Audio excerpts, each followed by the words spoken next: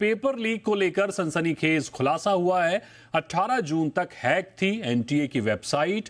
Dark web पर बिक रहा था एनटीए का डेटा। और इस बीच एक और बड़ी खबर आ रही है कि सीबीआई के 5 सदस्यों की टीम हजारीबाग पहुंची है। हजारीबाग की ओएसिस स्कूल में जांच पड़ताल की जा रही है। इस खबर पर पटना से हमारे साथ जुड़ रहे हैं संवाददाता प्रशांत झा। बताइए प्रशांत, अभी तक क्या क्या खुलासे हुए हैं और हजारीबाग में सीबीआई का क्या एक्शन देखा गया है? देखिए, सबसे बड़ी खबर अभी बता दूं कि हजारीबाग में ओएसिस स्कूल के जो प्रिंसिपल हैं उनको अंडर कस्टडी ले लिया गया है और अंडर कस्टडी लेकर के सीबीआई टीम पटना वापस रवाना हो गई है। और ये इसलिए किया गया है कि जब क्वेश्चन पेपर स्कूल में पहुंचा था तो उस समय में मेमोरेंडम बनाया जाता है और मेमोरेंडम में ये होता है कि एक एक चीज़ बारीकी से जांच होती है।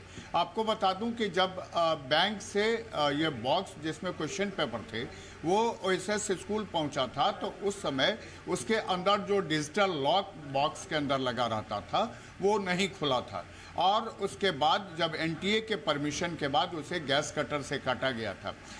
अब सीबीआई को शक इस बात पर है कि पहले ही डिजिटल लॉक खोल दिया गया था और दोबारा लॉक नहीं हुआ था और इस वजह से इसको गैस कटर से काटा गया। साथ में जो क्वेश्चन पेपर के पैकेट थे जो पॉली बैग में थे उसे भी नीचे की तरफ से बहुत ही बारीकी से काटा गया था और फिर उसे चिपका दिया गया था। इन चीज़ों को वहाँ ओएसिस स्कूल के प्रिंसिपल ने उस पर ध्यान नहीं दिया। मेमोरेंडम जो बनाना था उस पर उन्होंने इसकी जानकारी नहीं दी और एनटीए को जो उन्होंने भेजा वो गलत सूचना भेजी थी। और इसको लेकर के सीबीआई के सूत्रों का ये कहना है कि इस पूरे मामले में कहीं न कहीं ओएसिस स्कूल के जो प्रबंधक हैं, टीचर हैं, वो तमाम लोग भी इसमें संदेह के घेरे में हैं। इसके अलावा बता दें कि जो ब्लू डार्ट कंपनी है जो हजारीबाग में है उसके यहाँ भी आज सीबीआई की टीम गई थी लेकिन वहाँ कोई अधिकारी नहीं मिला ब्लू डार्ट का और वो लगातार फरार चल रहा है।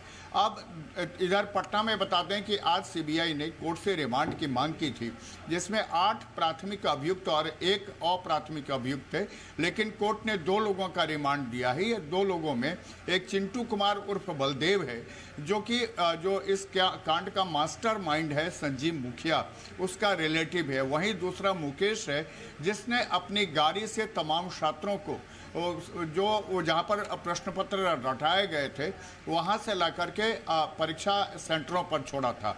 तो इन दोनों को पूछताछ के लिए अभी सीबीआई ने रिमांड पर लिया है जी। कल इन तमाम लोगों से पूछताछ होगी। इसके अलावा जो एफआईआर में 8+1 का नाम शामिल किया गया है सीबीआई के एफआईआर में, ये तो दिल्ली में रजिस्टर्ड हुआ है लेकिन जिस तरह से जांच चल रही है उसमें आप समझ लीजिए कि इसका जो सीबीआई के रडार पर अब एनटीए के भी अधिकारी हैं कि उन्होंने प्रोटोकॉल का भंग किया क्योंकि प्रिंटर जहां ये क्वेश्चन पेपर छपता है उसके बारे में ये कहा जाता है कि क्वेश्चन पेपर छापने से पहले उसको ब्लूप्रिंट तैयार की जाती है, उसके बाद पूरी सुरक्षा उस पर ध्यान रखा जाता है। लेकिन इस बार एनटीए के अधिकारियों ने उस पर भी ध्यान नहीं रखा, इस वजह से सीबीआई के रडार पर वो भी हैं।